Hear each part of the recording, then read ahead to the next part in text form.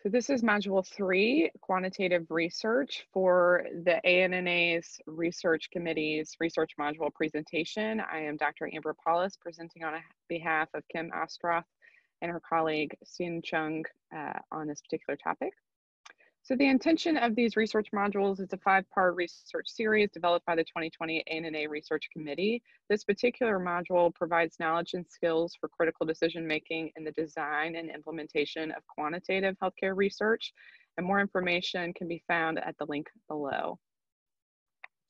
So the objectives of this module are to describe the basic components of the quantitative research proposal, identify 4 types of quantitative research with appropriate research questions, describe common data collection and management techniques for quantitative research, discuss the importance of data analysis procedures for quantitative research, explain methods to ensure rigor when carrying out quantitative research, and describe the process for disseminating quantitative research findings. So just to begin, what is quantitative research? This type of research seeks to answer questions or describe a problem, test an intervention using a formal process of objective inquiry, specifically a numerically based process conducted with accuracy and precision.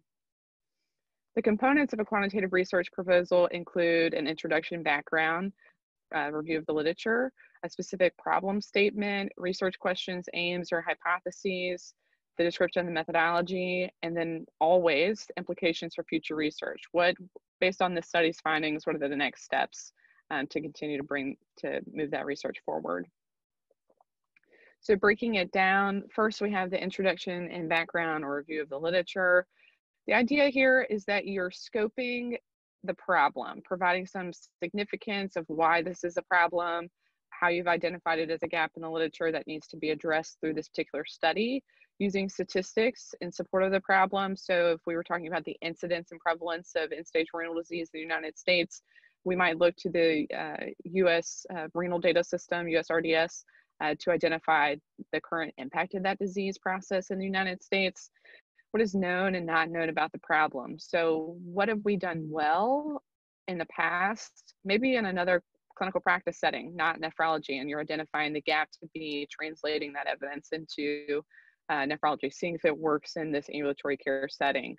And then what is not known? So why is this a gap? How is this particular study that you're proposing going to fill that gap and move the science forward?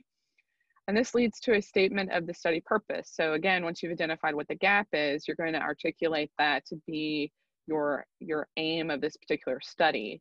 And then consider using a theoretical framework. Almost always with quantitative research, should be something that grounds the study. There's usually a lot of concepts or variables under investigation. And if someone is not, say a reviewer if you're submitting for a grant, is not particularly familiar with your topic, having a conceptual framework, conceptual model based in theory is helpful to really understand it in a more graphical sense. So the next piece is the problem statement and research question. It identifies a clear purpose of the research. It also links the study variables to the theoretical framework. So if I'm interested in studying readmissions in the dialysis practice setting, I might look for a model that would evaluate different components of how readmissions are experienced. So we know that there's a quality incentive program that measures the standardized readmission ratio that measures readmissions as outcomes among patients who have end-stage renal disease, and dialysis facilities are evaluated on that. It's tied to the quality incentive program, which is a value-based purchasing program.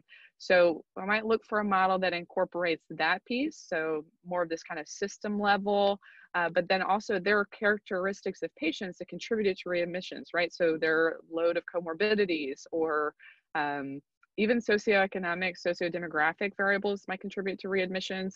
And then there's obviously facility characteristics. So we have for-profit, not-for-profit, where are they located geographically? So in the southern part of the United States or in the northern part of the United States.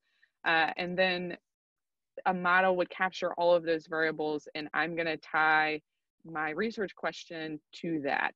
So it makes a lot of sense theoretically, but also conceptually. And it also provides direction for the focus of the study.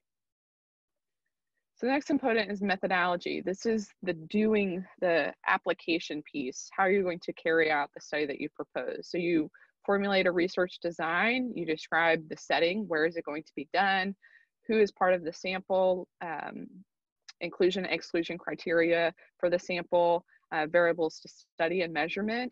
Also, you might also put in the sample piece a power analysis so that you have enough, to say you have enough people in your sample to actually make a conclusion through whatever the analytic strategy is you're going to apply. Data collection and management, paying specific attention to protection of human subjects. On the NIH website, which is a great resource no matter who your funder is, there is a link that will help you decide whether or not you're doing human subjects research and whether or not you'd be exempt from an IRB process. Always submit to the IRB to be sure, but regardless, that can help you just kind of understand if you're doing human subjects research or not. Data analysis procedures, and then rigor. Have you developed methodology that is scientifically sound? So some types of quantitative research design. The first is experimental. So this is commonly used to predict or show causal relationships between studies, phenomena of interest. So you're deploying an intervention and evaluating its impact on the particular sample. Often you'll have a control to compare that to. Quasi-experimental contains the same components of experimental study, but there's no randomization of participants, meaning that the way the groups are assigned, the way the intervention is applied to the sample is not randomized. Sometimes there's like not, you can't really randomize it just based on like the setting that you're working in or the type of patient you're working with, or specifically like what the intervention is. Like it wouldn't be ethical to do that kind of randomization. And then non-experimental, descriptive, or correlational. This is sometimes using secondary data, so data that was collected not specifically for the purpose of the study. USRDS data is a great data set that can be used for descriptive or correlational studies in the end-stage renal disease research space. So you're just looking to see, do these variables correlate somehow? These are often hypothesis generating that's going to help move to perhaps an experimental study or quasi-experimental. An additional type of research, this is mixed methods. So this would be taking the quantitative research strategy and pairing it with qualitative. So in a single study, not exclusively doing a study that only has one type of methodology. It collects both types of data with analysis that are appropriate for each type. So you're including quantitative analysis, so linear regression models, just for example, but then also doing the qualitative piece where you're looking for themes among the data that's been collected and synthesizing those themes to really create an interpretation of the findings. And then the next component is the setting of the sample. So this is breaking down the methodology a little bit more specifically. The sample is where will the research take place? And the sample is who are the proposed participants who will be included and excluded, being very specific about why particular pieces of the population are excluded. So if you're writing for a grant, say an NIH grant, you would have to justify why certain groups were excluded, like the pediatric population. There is a big push to include pediatrics in research studies because historically they have been excluded.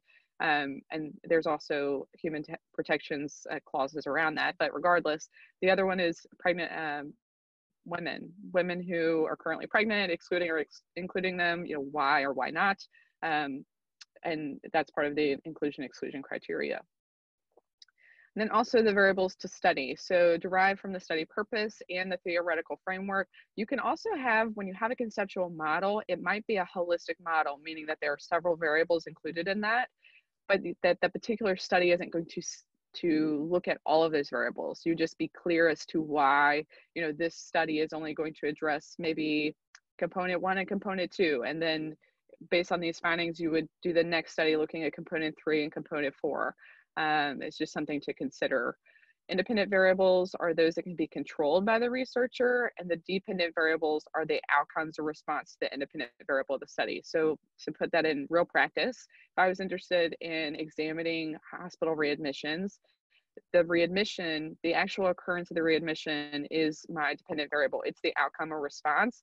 The independent variables I might be interested in looking at are patient characteristics, not like their demographic data, but whether or not they received pre-dialysis nephrology care, at what frequency. So were they receiving care less than 6 months, 6 to 12 months, or greater than a year? Things that could be altered are independent variables.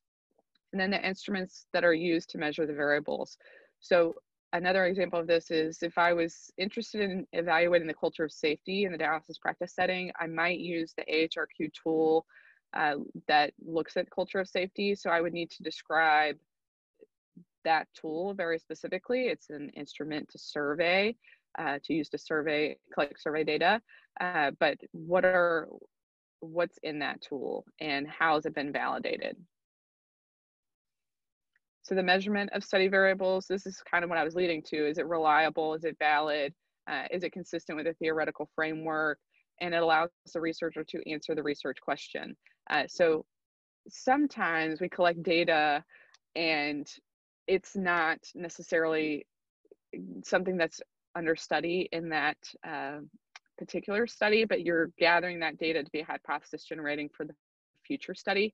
It shouldn't be several variables, right? It should be just enough that's going to get you to the next step. However, all the data that's collected should have a purpose, and it should be consistent with what you said you were going to evaluate in that particular study. You should have some built-in logic around if you're collecting primary data. If you have secondary data, it's just something you need to be aware of about how that original data was collected, that it is reliable and valid for the purposes of your current study. So data collection and management, how will participants be recruited? What order will the data be collected? So if you're collecting over a series of time, so doing maybe a longitudinal study, how are you going to collect the data based on where is the intervention falling in the study? How will the data be stored safely? So a lot of thought around who will have access to it and how will human subjects be protected. So if you're doing a clinical trial, randomized controlled trial, what are the things that you're going to do to protect the human subjects? You also have to consider things that you wouldn't normally think about. Even if you're doing say you're like going to do a study that's going to test the knowledge of nephrology nurses in the dialysis practice setting, you have to kind of think outside the box as far as how something like that might negatively impact the participant, even if it's just like cognitive impact. You just have to think about that. So to say, is it low risk, and then quantify the risk, like low risk, moderate, or it's going to be a significant risk to the participant. I say that to say so that you have a contingency plan if a risk is realized. So for data analysis, it characterizes the sample. Generally, you'll start with descriptive statistics, things like means, frequencies, and percentages, and then provide data analysis techniques to answer each research question appropriately. Like if I start with just my descriptive statistics, and then maybe my next aim is going to require some kind of multivariate linear regression analysis. That's just an example, but I'm going to choose the methodology that is appropriate for that particular aim. Rigor when conducting research, that you have a representative sample, so it's not all Caucasians or all African Americans, unless you're doing a disparity analysis, like your study is to look very specifically about how maybe that subgroup of the population experiences end-stage renal disease, then yes, but then you have to start to think more granular, like is it geographically representative? Is it gender representative, so male, female? Is it ethnically representative? So thinking about Hispanic versus not Hispanic, that there's some controlled study design if you're doing a randomized control trial, precise instruments so that you consider that there is a reliability and validity to the tool that you're going to use, and accurately implementing the study protocol. So if you have a protocol, you're going to do a yoga study, and you're going to have participants engage in this yoga protocol, maybe let's say while they're on dialysis, so interdialytic. It would have to be applied in the exact same way every single time you do it, or else your study findings are going to be invalid, because if you're changing even minor things, like say they've been on dialysis for 15 minutes before you start the yoga protocol on Monday, and then on Tuesday, they've been on dialysis only 5 minutes, like actually hooked up to the dialysis machine is what I'm saying. Even that small deviation can create different findings, right? So, there's some stability to being put on dialysis as far as your hemodynamic stability. So you have to consider even like the most minute shift and how your protocol is being applied, as far as being able to interpret your findings appropriately, especially if you're going to collect things like blood pressure, heart rate, those things that could be affected by even shifting it just that minor amount of time. And then considering the implications for future research. So how will this study expand nursing knowledge, and what other studies may evolve from this? So setting it up so that in your, maybe at the end of your discussion or even in your conclusion, you can segment off a piece that talks about implications for practice. You are explaining, I mean, it's even could be for you, right? Like, what are you going to go do next? What is the next step of this research trajectory? But then also other people who are also out there investigating that same topic can look at the manuscript that you publish, on your study findings, and also move that science forward. If they have access to grant money and they're studying the same thing, they can take your findings, build upon that, and that's how the science grows rapidly. It's not just all meant to be single person driven. It starts to move in a community fashion. So then you think about reporting quantitative research. So typically it has similar components that really any publication would have. Abstract, you have an introduction where you're providing some background information on the topic. Could include some of your literature review, should include some of your literature review, your methodology, the results that you found, and then discussion. The purpose of this discussion section is that you're integrating what you found in your study with what's already out there in the literature, saying how this study builds on what's already been found on that topic, and then your references. And these are the references for this particular module, and that concludes module 3 of the research modules.